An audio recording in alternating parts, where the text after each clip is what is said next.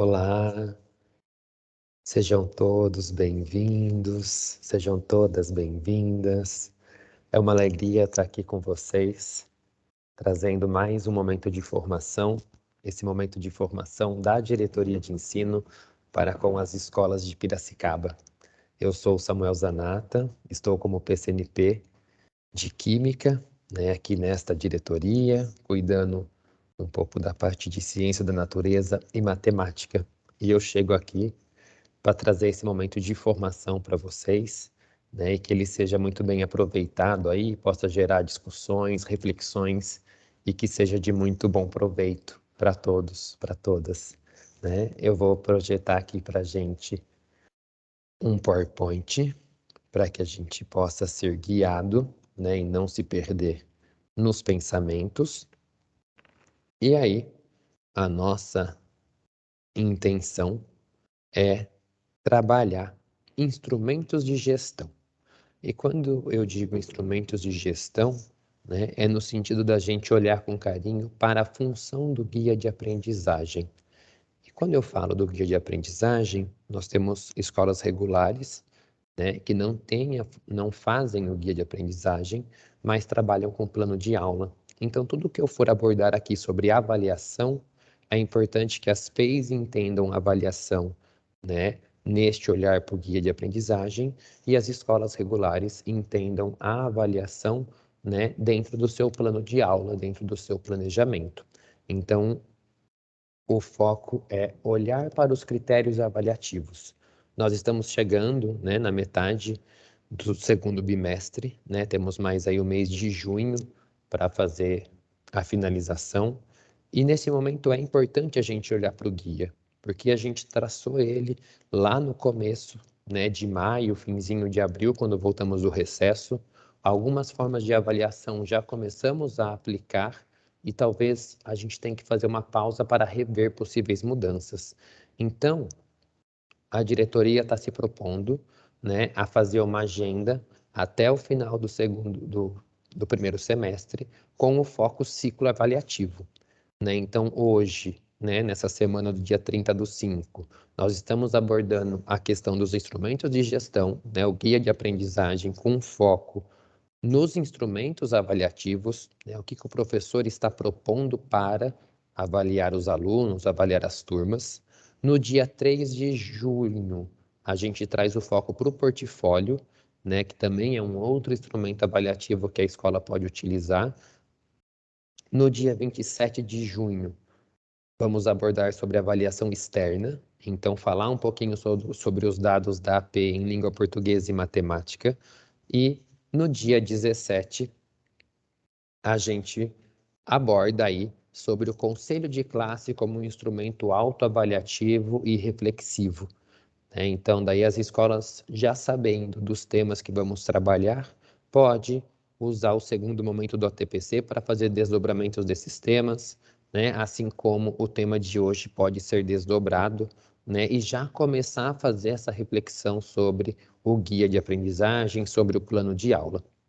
Antes da gente começar a formação, quero convidar os professores de ciências da natureza e matemática, porque existe um grupo no WhatsApp, para que a gente possa conversar, tirar dúvidas, encaminhar algumas coisas que vão chegando específicas para essa área.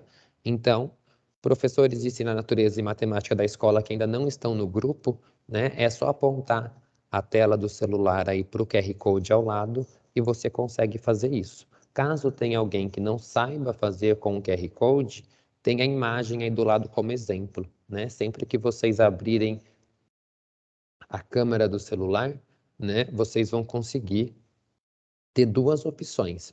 Ou tem um ícone na própria tela onde bate a foto, ou tem um ícone ao lado do botão onde você registra a foto, Então, aí no canto inferior direito, permite você fazer esse escaneamento do QR Code, tá certo? Então, fiquem à vontade para participar do grupo, É por lá que eu mando algumas informações que a gente vai compartilhando com vocês e no futuro, provavelmente no segundo semestre, a gente comece a compartilhar mais materiais de formação, Então, são todos muito mais do que bem-vindos.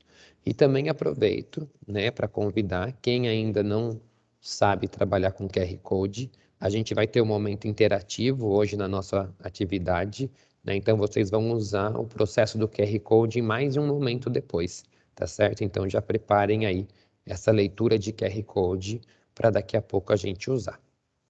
O objetivo dessa nossa ATPC, né? Então, ele tem como foco aí apresentar a importância e reflexo da utilização do guia de aprendizagem no processo avaliativo, né? Então, a gente vai olhar para esse guia como um norte, principalmente dentro do campo critério avaliativo, né? Quando você preenche o seu guia, ele tem lá conteúdo, objeto de conhecimento, atividades autodidáticas, atividades cooperativas, habilidade socioemocional, né? Mas a gente vai fazer um recorte específico da utilização do guia dentro do processo avaliativo. Também tem como objetivo propiciar um espaço de reflexão e revisão de práticas avaliativas, né? E olhar para a utilização do PDCA, né, nessa relação que existe entre guia, indicadores e plano de ação da escola. Para começo de conversa, né, a gente traz aí o que norteia a nossa fala de hoje, né, que é a resolução de 11/7/2017, que vai falar sobre a avaliação de alunos da educação básica nos níveis fundamental, médio, no Sistema Estadual de Ensino de São Paulo, né? Então, o artigo 17, ele deixa bem claro para a gente, né, que a avaliação do aluno ela tem que ser realizada pelos professores, né, e pela escola como parte integrante da proposta. Então, a gente não pode caminhar sem fazer uma avaliação. E daí, quando a gente fala de avaliação, segundo a resolução, né, é aquela que tem caráter processual, formativo e participativo, né, e que se dá de forma contínua, acumulativa e diagnóstica.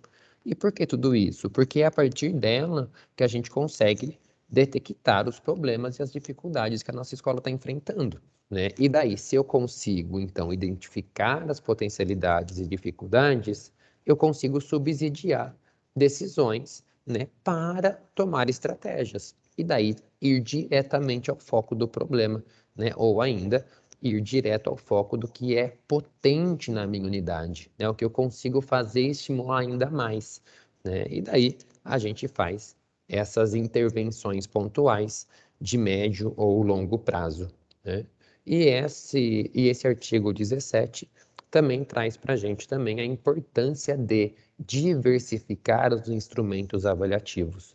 Quando eu falo de avaliação, eu estou falando da observação, do registro descritivo e reflexivo, dos trabalhos individuais e coletivos, estou falando dos portfólios, exercícios, provas, entre tantos outros temas avaliativos que a gente poderia colocar, né? Hoje a gente sabe muito dessa vertente das metodologias ativas, né, que são potentes e fortes aí no critério avaliativo dessa escola que se constrói como comunidade, como troca de experiência, né, aonde o aluno aprende das mais diversas e significativas maneiras.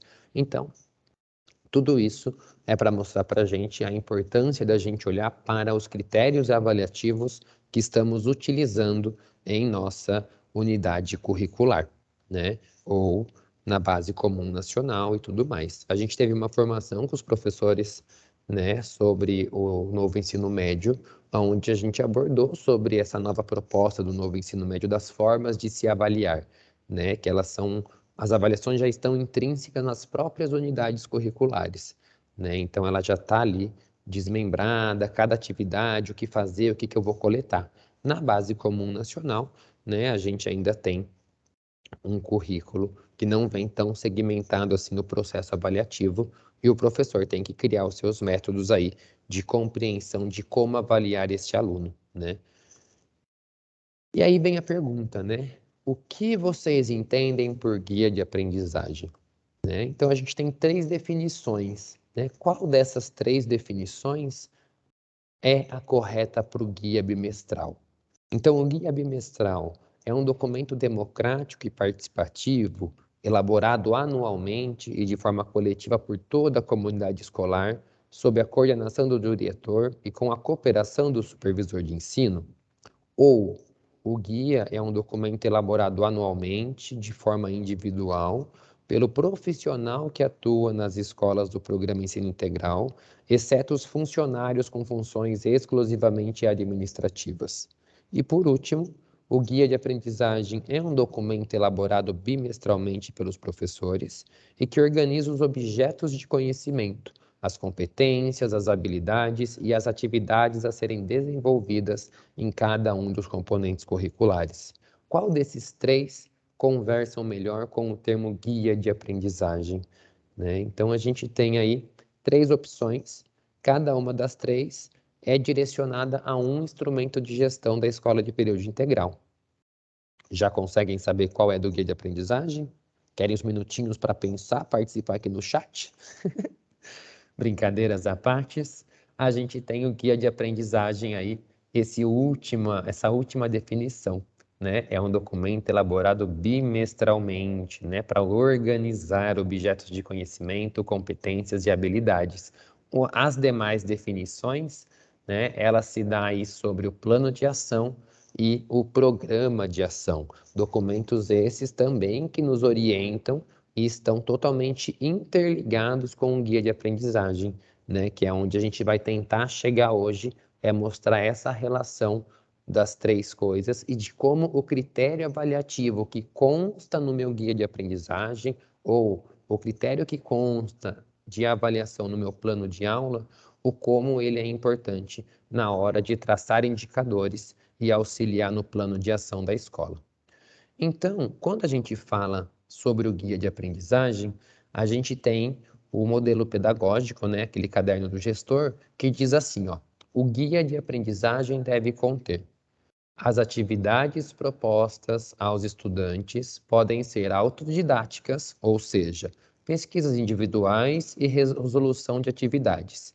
As atividades podem ser didáticos cooperativas, né? Então uma leitura compartilhada, uma atividade em grupo, a construção de um painel colaborativo, uma roda de conversa, né? E ainda as atividades podem ser complementares, realização de experimentos, retomada de conceitos, ampliação dos temas por meio de pesquisas, né? Ou seja, tudo isso tem que constar no guia de maneira que atenda às necessidades individuais e coletivas, né? Isso é um recorte do que o guia deve ter. O guia tem muito outras funções, né? Muitas outras lacunas lá onde a gente coloca os objetos de conhecimento, as habilidades, né? Tem guia que o professor acaba colocando a metodologia e tudo mais. Mas aqui é um recorte sobre as atividades serem autodidáticas, didáticos, cooperativas e complementares. E o documento ainda diz para a gente também que ele deve conter os critérios de avaliação utilizados no bimestre, né? Ou seja, eu tenho que preencher um campo com atividades autodidáticas, outro campo para didáticos cooperativas e outro campo com atividades complementares e outro campo com critérios de avaliação.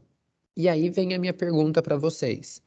Essas atividades autodidáticas, didático-cooperativas e complementares servem como instrumento avaliativo? Esse é o ponto que a gente tem que pensar que a nossa metodologia, ela já aborda esses diversos instrumentos. A gente só precisa agora fazer essa leitura para que elas também se tornem um critério de avaliação. Se eu faço a aplicação de um tema por meio de pesquisa, pode ser um critério avaliativo. Eu não tenho que ficar propondo, né, coisas distintas. A gente tem que aprender a caminhar mais em comunhão, né? Então, como que as didáticos cooperativas vão contribuir para os meus critérios de avaliação? Dentro desse processo todo, né, eu tenho aqui atividades em grupo. Atividades em grupo não pode ser a minha atividade de recuperação, que vai auxiliar o meu aluno que está em mais defasagem, e daí eu vou criar uma atividade para isso. Então, percebam como o guia em si, ele já conversa com o todo, né? Para que a gente compreenda que, né, eu não posso apenas querer preencher por preencher. Eu tenho que lembrar e fazer a construção, a ligação de por que eu estou colocando isso. né? Então, a minha área é a área de química. Se eu coloco nas atividades complementares realização de experimentos, é lógico que eu vou cobrar do meu aluno um mini relatório, explicando ali os pontos de evidência que ele viu. E isso já vai garantir uma nota para ele que eu posso usar como recuperação ou como um critério de avaliação. Aí depende do que eu estou precisando, né? Do que a minha sala está necessitando nesse instante, né? E lembrar, né, que a resolução traz para a gente lá o artigo 17, que é necessário utilizar vários instrumentos e procedimentos, né? E esses vários instrumentos e procedimentos, eles já estão aqui dentro dessas atividades autodidáticas, didáticos cooperativas e complementares, bem como dos critérios de avaliação. Então, a gente aprender a construir esse guia onde as coisas se conversam, né? E aí a nossa pergunta também, né, vai para a recuperação. Samuel, eu estou colocando os meus critérios de avaliação, mas não tenho um campo para colocar a recuperação. O que eu faço, né? A questão, gente, é bem simples, né? O caderno do gestor, ele não aborda, né? Não coloca a recuperação como uma parte necessária do guia de aprendizagem. Pelas escolas que eu passei, né, que trabalhei como professor de IPEI ou como coordenador, a gente sempre acabava colocando a recuperação junto com os critérios de avaliação, né? Ou tinha um campo logo embaixo onde a gente registrava isso, né? E é importante que a gente coloque um campo desse no guia para que o aluno fique sabendo, né, como é que ele precisa ir, o que ele tem que fazer caso ele não alcance, né, as notas nas atividades oferecidas, mas também porque dentro da própria resolução que a gente estava vendo lá, o artigo 17, tem o artigo 6, né, que ele traz para a gente que o regimento escolar ele tem que assegurar as condições institucionais adequadas para a participação dos professores, né? Para a participação dos professores em que? Na promoção de atividades individuais e coletivas de reforço e recuperação para os alunos de menor rendimento. Então, se está no nosso regimento escolar que o professor precisa, né, fazer esse movimento, nada impede da gente pegar o guia e criar um tópico para apresentar para os alunos esses instrumentos de recuperação, né, aonde você pode pontuar atividades específicas de fim de bimestre, né, então você pode fazer uma atividade quando você for notar que a nota final do aluno não chega no critério, né, no conceito adequado, ou você pode colocar ali a sua recuperação ao longo do processo, contínua, né, através de atividades que foram oferecidas para ele ao longo dessa formação dele no bimestre, tá? Então, lembrar que a recuperação não é só mais um instrumento avaliativo, mais uma prova, um trabalho que você aplica, né? Quando a gente fala de atividades específicas de fim de bimestre, é entender aonde esse aluno está com maior dificuldade, retoma de uma maneira diferente e aplica uma outra forma de cobrar esse aprendizado dele, né? Vendo até onde ele consegue ir, porque o nosso foco é auxiliá-lo no seu desempenho acadêmico dentro da escola, né? Então, olhar para essa recuperação também é importante.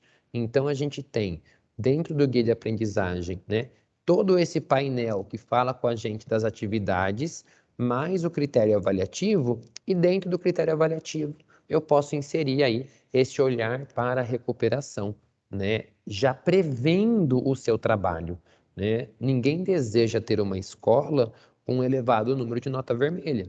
Então, o que é que eu, como docente, estou propondo para trabalhar como recuperação junto com esse aluno? E diante de tudo isso que a gente vem conversando aqui, né, o convite agora é para que a gente vá fazer uma oficina bem prática, né, onde a gente vai analisar o critério avaliativo no guia de aprendizagem. Então, eu peço para que vocês peguem aí os celulares de vocês, né? Esse vai ser um momento aí de interação para que vocês possam mostrar, né? Enviar para a gente o que vocês pensam sobre esses critérios avaliativos, né? Como que isso acontece na escola de vocês, né? Então, o convite é: acessa esse formulário através do QR Code, né? Aí, no caso, eu vou fazer a leitura de 4 exemplos retirados do guia de aprendizagem, né? Então, eu peguei 4 guias distintos, e vou ler para vocês os 4 exemplos, e daí vocês vão ter que responder aí 2 questões norteadoras que vêm depois dessa leitura. E a ideia aqui, gente, é se o coletivo de professores entenderem que a escola está alinhada e o critério avaliativo da escola é o mesmo, todos os professores seguem o mesmo padrão, um professor do grupo só pode responder o questionário. Agora, se a escola, cada professor for contemplado com um exemplo diferente, é legal que cada professor responda o formulário individualmente, tá? Então, se o coletivo enxerga que tem um único exemplo que eu li que representa a escola, um só do grupo pode responder. Caso cada professor se enquadre em um exemplo diferente, aí eu peço para que cada um responda separadamente. Vamos lá, então? Os exemplos são os seguintes. Primeiro exemplo do critério de avaliação. O docente coloca lá para a gente assim: engajamento dos alunos no centro de mídia. Engajamento das atividades enviadas para casa. Pesquisa e questões sobre o tema desenvolvido em sala. Engajamento das aulas. Este é o nosso primeiro exemplo de como um professor preencheu os critérios de avaliação quando ele elaborou o guia de aprendizagem. O segundo exemplo é este aqui, aonde o professor estava lá planejando o seu bimestre e colocou como critérios de avaliação atividades e trabalhos durante as aulas, lições de casa, atividades em grupos de pesquisa, respeitando os limites do distanciamento, avaliação bimestral, onde será avaliado o que os alunos aprenderam durante o bimestre, atividades realizadas pelo Centro de Mídias e avaliação diagnóstica de entrada. Esse segundo modelo do critério avaliativo dentro do guia de aprendizagem. Terceiro modelo. Para os alunos presenciais, atividades do caderno Currículo em Ação, trabalho bimestral pergunta polêmica sobre o filme apresentado em sala, avaliação bimestral, semana de 6 a 10 de setembro, atividades realizadas pelo Centro de Mídias, avaliações externas, AAP. E no final o professor coloca aqui, quando tem um asterisco é 10% da média final, quando tem 2 asteriscos é 20% da média, e quando tem 3 asteriscos, 30% da média final. E assim ele faria a média, né, a nota dos alunos presenciais. Ele coloca uma observação ainda para os alunos remotos, né, atividades realizadas no centro de mídias, roteiro de estudos e avaliações externas da AP. E daí cada atividade seria 33% da média. Esse é o terceiro exemplo de preenchimento do critério de avaliação. O último exemplo, a gente tem aqui avaliação mensal objetiva, dissertativa, no dia, aí tem o espaço onde isso seria preenchido posteriormente, sobre o conteúdo da situação de aprendizagem 1 e 2. Avaliação bimestral no dia, pula mais um espaço, tem como tema a situação de aprendizagem 4. Criação da história em quadrinhos sobre os elementos da tabela periódica, que deve ser entregue em, e o espaço para ser preenchido com a data. Participação em sala de aula. Autoavaliação do aluno ao longo das aulas, as quais são somadas e contrastadas com as observações do professor no dia, e daí deixa o espaço para inserir esse dia. Lista de exercícios sobre massa atômica e molecular, que deve ser entregue em, e o último item aí, recuperação se dará de forma contínua ao longo do processo, com atividades coletivas e uma atividade de recuperação bimestral individual, que deverá ser entregue em, e daí o professor preencheria depois aí a data em comum acordo com a sala, né, quando esse guia fosse apresentado. Então a gente tem esses 4 modelinhos aí de preenchimento. E aí vem a pergunta para vocês entrarem no formulário do Google lá e responder para a gente. Qual exemplo mais se aproxima do seu trabalho em sala de aula? Então, quando você preenche o seu guia, né, para você, é mais nível exemplo 1, exemplo 2, exemplo 3, exemplo 4. qual critério você mais utiliza, né? Modelos, né, para falar a verdade. E aí, você vai lá responder essa pergunta e depois tem uma pergunta aberta, né, para que vocês coloquem para a gente. Quais considerações você pode fazer para os recortes avaliativos, né? Então, é uma pergunta bem abrangente e pensamos em colocar alguns nortes que vocês podem usar, como ficarem a critério o que escrever, né? Então, que a gente quer olhar, né? Esses critérios, eles atendem e propõem no mínimo 3 instrumentos avaliativos, né? Qual dos exemplos é de fácil compreensão pelos alunos? Os alunos conseguem entender como serão avaliados? Os critérios são claros, né? Então, voltem a olhar para esses exemplos, né?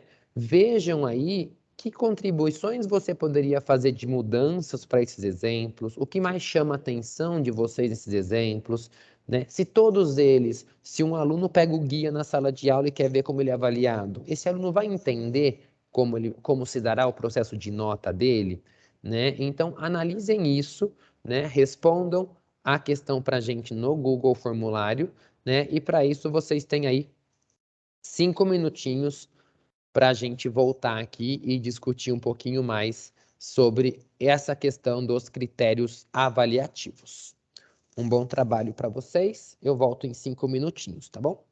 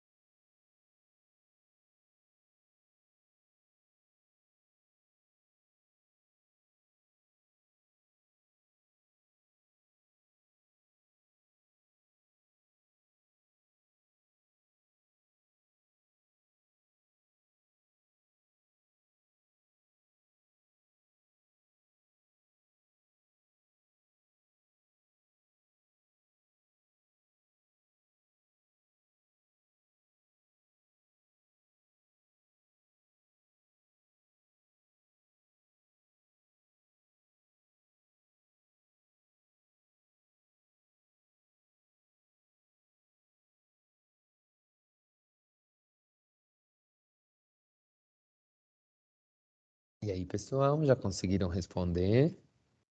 Podemos dar continuidade. A gente vai usar esses dados que vocês estão preenchendo, né, para nortear a nossa próxima TPC, que é sobre portfólio, né? Então, a gente vai fazer a coleta disso do que vocês disseram, né, trazer algumas pontuações depois, né, e daí, consequentemente, ir auxiliando vocês aí no que for necessário, tá bom? Então, agradeço quem pode aí entrar, participar e responder para a gente. E a gente dá seguimento aqui, né, para a gente entender o porquê dessa oficina, né? Por que olhar para o critério de avaliação? Para que 4 exemplos distintos, né? E aí vem a reflexão. Eu acabei de ler e pedir para que vocês observassem 4 modelos. existe um modelo correto? Algum dos 4 ali você descartaria e falar que não serve para nada? Né? Então, é importante que vocês pensem sobre isso. Né? Por quê? A questão é observarmos como é que, às vezes, é importante a gente rever a nossa prática no intuito de, né? Ao escrever algo, se alguém pega o documento que eu escrevo, ela consegue compreender aonde eu quero chegar? Porque a gente está falando de um documento, né, que precisa ser de fácil entendimento. Então, não posso dizer para você que existe um modelo correto, né, mas existe um lugar de reflexão aonde a gente olha para isso e se pergunta: se eu faço uma escrita cuidadosa, mais explicativa, isso pode auxiliar no acompanhamento e nortear os indicadores escolares? Então, se eu sei de forma mais minuciosa o que eu quero fazer e aonde eu quero chegar, será que isso pode me ajudar no momento de reflexão, de entender aonde que está acontecendo o erro, né?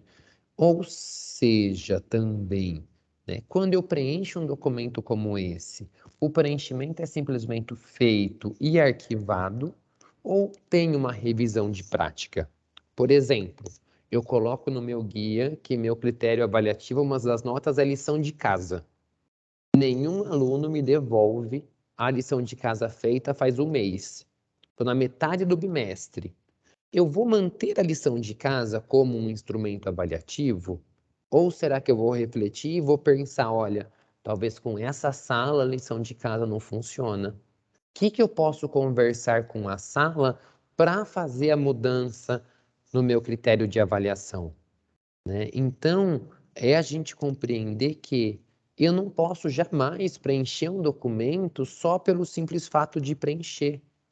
Eu tenho que entender que tem alguém que vai ser afetado pelo que está escrito aí, né? E partindo da sua própria reflexão como docente, a gente tem que estar constantemente revendo essa prática e revendo o que é que eu estou usando como instrumento avaliativo, né? Se ele está sendo um instrumento punitivo, vou continuar dando lição de casa até essa sala aprender a fazer.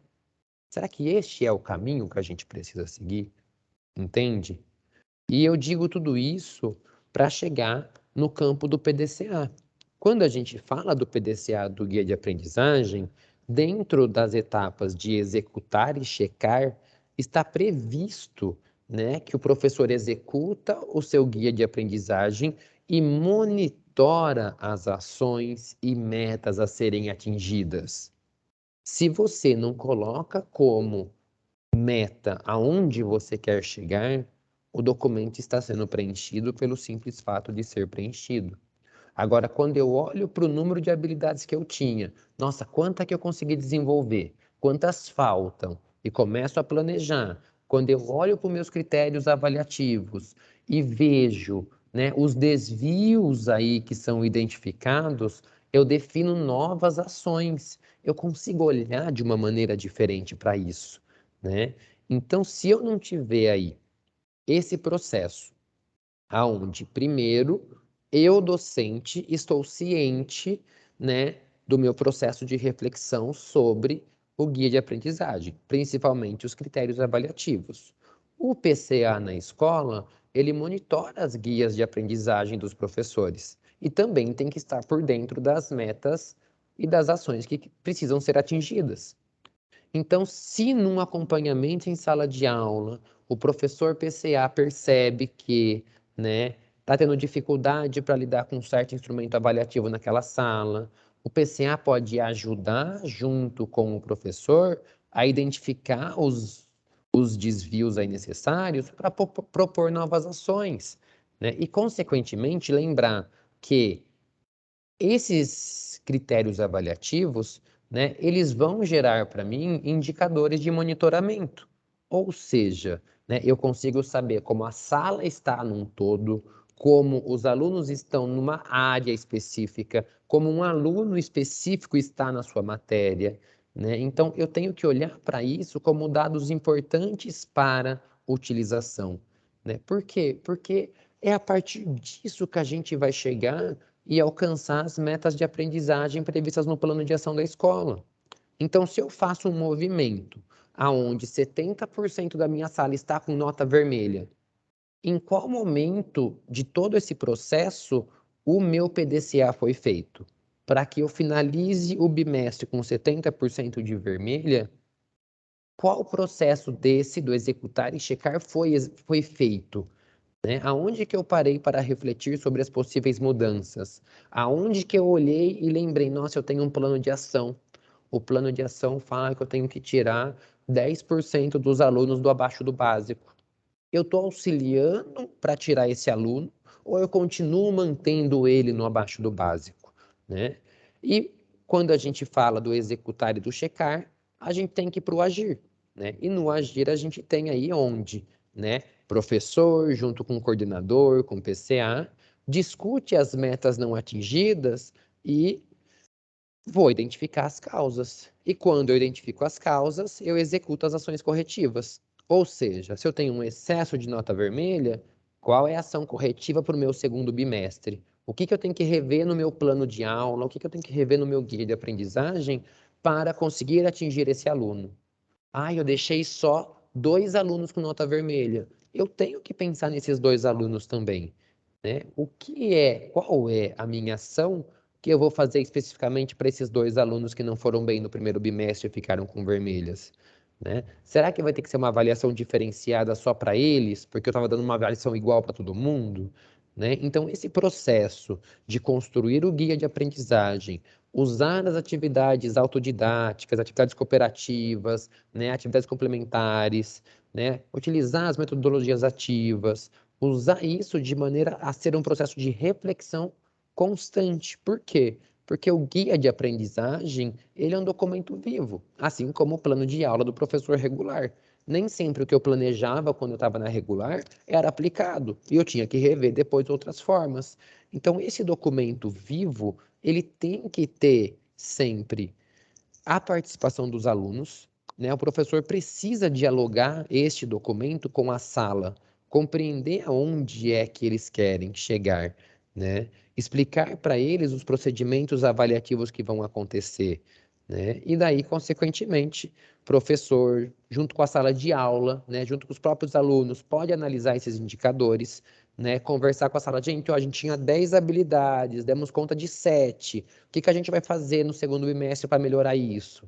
Ó, gente, a média da sala em matemática ficou tanto. O que a gente vai fazer no bimestre seguinte para melhorar isso? Né? Então, não deixar chegar no conselho de classe uma alta porcentagem de alunos abaixo da média, né? Principalmente por quê? Porque a gente tem que se atentar aí ao plano de ação da escola, né? Aonde é que eu quero chegar, né? Quais são as metas que a minha escola está se propondo? E aí, conseguir fazer um movimento para que isso aconteça. Então, de maneira geral, gente, era essas as possibilidades que eu queria trazer para vocês, né? O que acabei utilizando como referência, então, foi a resolução e o modelo pedagógico e de gestão do caderno do gestor, né? Só tenho a agradecer por esse espaço, né? Por poder estar aqui junto na formação com vocês, né? E que a gente tenha aí um lindo caminhar, que tenha sido esclarecedor um pouco a utilização desse guia de aprendizagem, né? Que as FEIs novas possam refletir um pouco sobre esses critérios, como esse guia vem sendo utilizado na sala de aula, né? Que os professores de regular possam compreender a importância de planejar essa avaliação e essa recuperação dentro dos planos de aula que vem sendo feito, né? E estando com dúvida, ficando alguma coisa, alguma interrogação, nós estamos aqui, manda mensagem, vem conversar com a gente e a gente vê a melhor forma, a melhor maneira possível de levar até vocês o que vocês estão precisando, tá certo? Espero que vocês curtam esse processo, esse ciclo avaliativo que a gente está propondo, né? E que seja cada dia mais lindo. Obrigado pela sua participação, pela sua presença e que vocês tenham aí um excelente caminhar de segundo bimestre, tá bom? Lembrem sempre aqui embaixo no nosso vídeo, lembra de curtir, comentar, escrever o que achou, trazer coisas boas e a gente vai crescendo junto. Fechou? Um beijo, até breve. Tchau, tchau.